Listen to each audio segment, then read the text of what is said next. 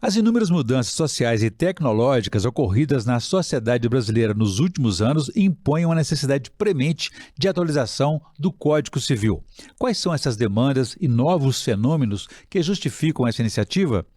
Esses são os principais temas de hoje do Pensamento Jurídico, uma produção da Associação dos Magistrados Mineiros, AMAGES. E para falar sobre o assunto, eu recebo aqui 3 especialistas nessa matéria. O desembargador Moacir Lobato Campos Filho, da 21ª Câmara Civil do Tribunal de Justiça de Minas Gerais e professor de Direito Empresarial na PUC Minas. Recebo também o presidente do Instituto dos Advogados de Minas Gerais e professor de Direito Empresarial da PUC Minas e da mesma matéria no programa de mestrado em Direito da FUMEC, Jean Carlos Fernandes, e o advogado e professor da PUC Minas e o FMG, Diele Nunes. Muito obrigado a todos pela participação e a você que nos acompanha, a favor, inscrever-se em nosso canal da AMAGES no YouTube e deixar lá suas sugestões e comentários que serão muito bem-vindos. Doutor Moacir, o senhor está dando a sua contribuição, assim como o professor Diele, participando diretamente dessa comissão criada em 2023 pelo Senado para apresentar um anteprojeto dessa matéria aí de atualização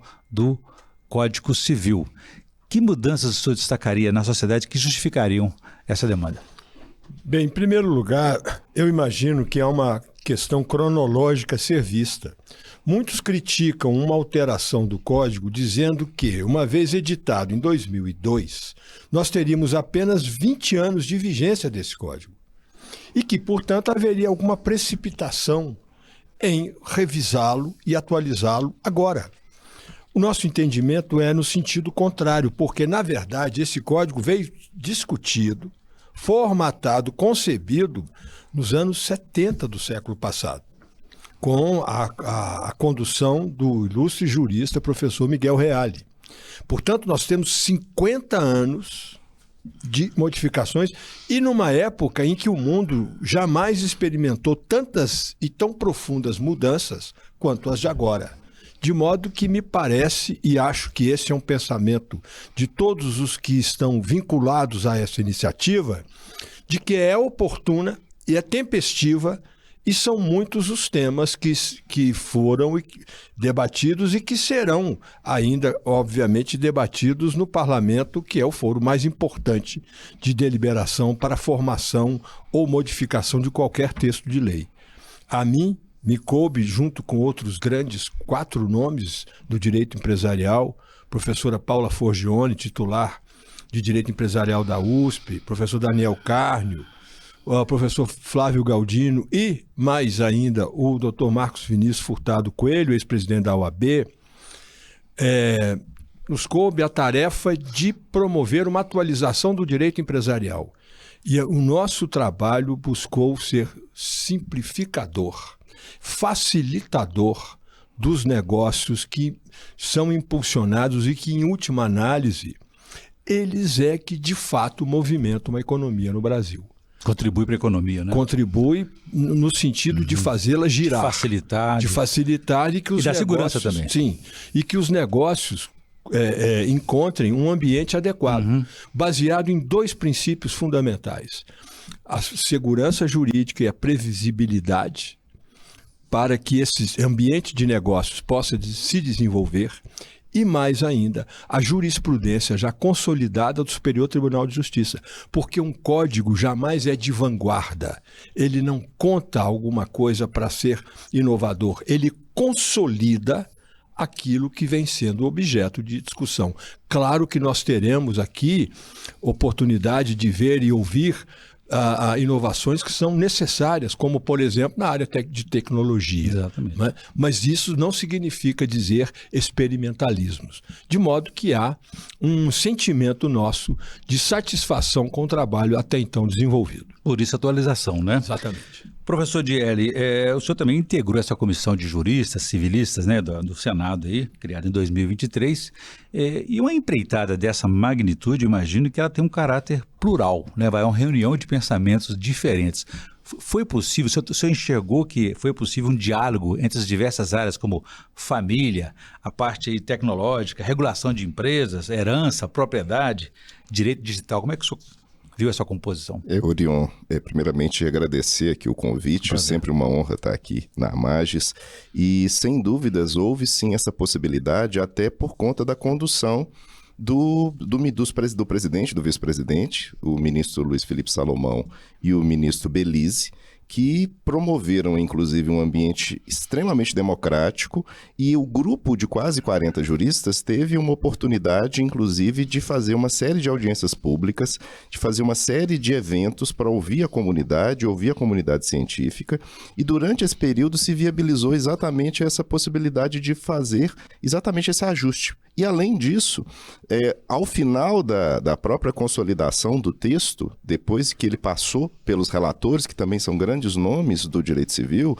o professor Flávio Tartucci e a professora Rosa Neri, se teve, inclusive, uma semana inteira de deliberação no Senado Federal, que foi exatamente o momento no qual nós tivemos a oportunidade de poder debater aqueles pontos mais delicados que traziam algum debate mais sofisticado e que, inclusive, permitiram, dentro desse momento, que essa série de avanços que puderam ser constatados, até porque, como já dito pelo desembargador Moacir, nós não estamos falando de uma inovação de 20 anos, nós estamos falando de uma inovação de 50 anos. E na minha perspectiva e na minha posição, da minha subcomissão, que tratou exatamente do chamado Direito Civil Digital, que era uma comissão composta por mim, pela professora Laura Porto e pelo professor Ricardo Campos, nós tivemos, inclusive, talvez a tarefa um pouquinho mais delicada, que é exatamente tentar criar um livro novo para se permitir uma regulação em torno desse fenômeno, que é um fenômeno dos últimos 20 anos,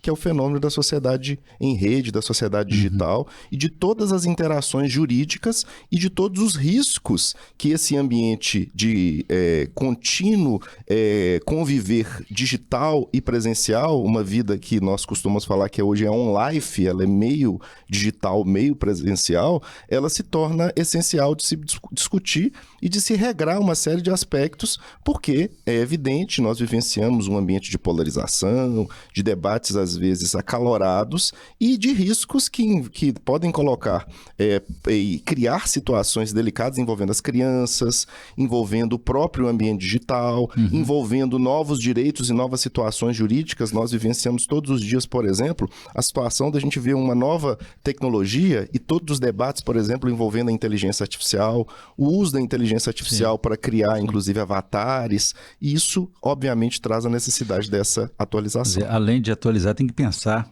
o futuro também, olhar um pouco para frente, né, professor Jean? Diversos direitos não estavam até então institucionalizados, novos arranjos familiares. Você acha que tudo isso aí é matéria para essa atualização do Código Civil, a adequação jurídica? Olha, inicialmente eu queria agradecer o convite, né, de estar novamente aqui na Amages. Um código não se faz sozinho, nós sabemos muito bem disso. E se faz em razão de anseios da sociedade, né? Então, a comissão trabalhou, né, arduamente durante todo esse período, ouviu, como o professor Dierle disse, toda a sociedade civil em debates. Fizemos debates também no âmbito do Instituto dos Advogados de Minas Gerais. O professor Moacir Lobato esteve presente nesses debates, no próprio Tribunal de Justiça de Minas Gerais.